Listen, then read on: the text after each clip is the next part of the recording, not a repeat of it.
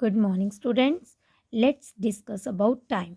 So, important conversions are 1 year is equal to 12 months, यानी एक साल में 12 महीने होते हैं. कहाँ से कहाँ तक? जनवरी से दिसंबर तक. 1 year is equal to 365 days, यानी एक साल में 365 डेज होते हैं नॉर्मल ईयर में. बट इन लीप ईयर क्या होता है? Every 4th year is a leap year, यानी जो 4th ईयर होता है 3 साल के बाद जो 4th ईयर आता है वो लीप ईयर होता है. और वो स्पेशल ईयर होता है जिसमें एक डे एक्स्ट्रा होता है. वो एक्स्ट्रा डे कब होता है? 4th ईयर लीप ईयर में. वो कहाँ से आता है? एक्चुअली में 365 डेज़ के साथ 6 आवर्स भी होते हैं. और वही जब 6 + 6 + 6 + 6 तो 6 4 ज़ा 24 आवर्स. तो वो 24 आवर्स एक डे बनाते हैं जो हम लीप ईयर में ऐड करते हैं.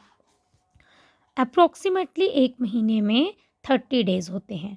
फरवरी में 28 और 4 मंथ्स ऐसे हैं जिनमें 30 डेज़ होते हैं और 7 मंथ्स ऐसे हैं जिनमें 31 डेज़ होते हैं. ठीक है.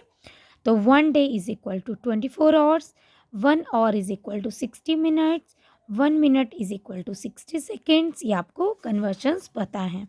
1 वीक एक हफ्ते में 7 days, but period of 2 weeks यानी नॉर्मली 14 डेज़ होता है, बट अप्रॉक्सीमेटली 15 डेज़ भी हम कभी कभी यूज़ करते हैं. यानी पीरियड ऑफ 2 वीक्स यानी 2 हफ्तों को फोर्टनाइट कहते हैं. ठीक है. एंड 4 वीक्स यानी 4 हफ्ते मिलकर एक मंथ बनाते हैं. और 1 ईयर यानी एक साल में 52 वीक्स होते हैं और एक डे एक्स्ट्रा होता है. अब हमारी जो कन्वर्शन थी 4.4 में, उसमें था हमें ईयर्स को डेज़ में करना है, यानी ईयर्स को डेज़ में करना है. तो इसके लिए कौन सा आपका इसमें से यूज़ होगा? ईयर और डेज़ का. ठीक है. 1 year is equal to 365 days. तो 1 year is equal to 365 days. और अगर आपको 4 ईयर्स का निकालना है तो 4 × 365 डेज़. 1 ईयर का आपको पता होना चाहिए. क्वेश्चन में 4 है तो 4 से मल्टीप्लाई कर देना 365 डेज़ को. 5 होता तो 5 × 365, 10 होता तो 10 × 365. यानी 1 ईयर का पता है, जिसका क्वेश्चन में पूछा होगा उससे मल्टीप्लाई कर देंगे. ठीक है. ये है मल्टीप्लाई. 4 की जगह अगर 10 है तो देखो 1 ईयर का लिख के 10 है तो 10 से मल्टीप्लाई कर दिया. Try for 7 years. तो 7 ईयर्स हैं तो आपको पहले 1 ईयर का लिखना है, फिर 7 years is equal to 7 × 365 days. ठीक है. जो नंबर पूछा होगा आप 1 ईयर का आपको लिख के उस नंबर से मल्टीप्लाई कर देना. ये था आपका ईयर्स का.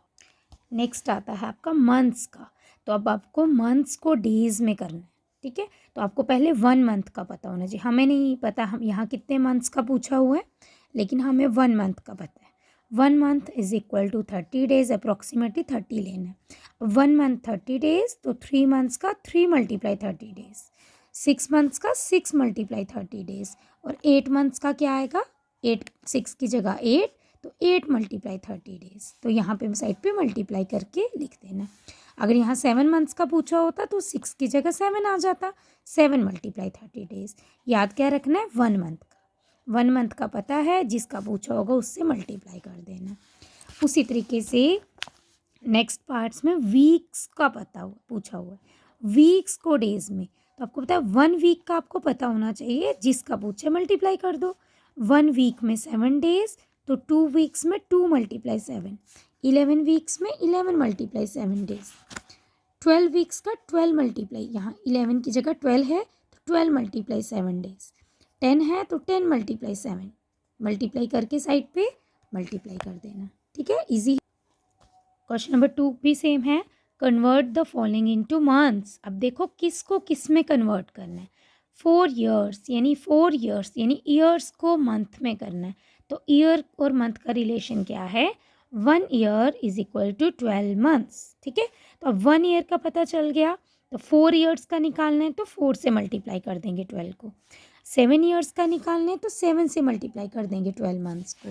देखो अब 12 ईयर्स का निकालना है तो 12 को 12 से कर दिए. यानी अगर आपको 1 ईयर का पता है 12 मंथ्स, 4 ईयर का पूछा तो 4 × 12 मंथ्स, 7 ईयर्स का है तो 7 × 12 मंथ्स, 12 ईयर्स का है तो 12 × 12 मंथ्स. नेक्स्ट 15 ईयर्स का है तो 15 × 12 मंथ्स. सारा पैटर्न सेम आ रहा है.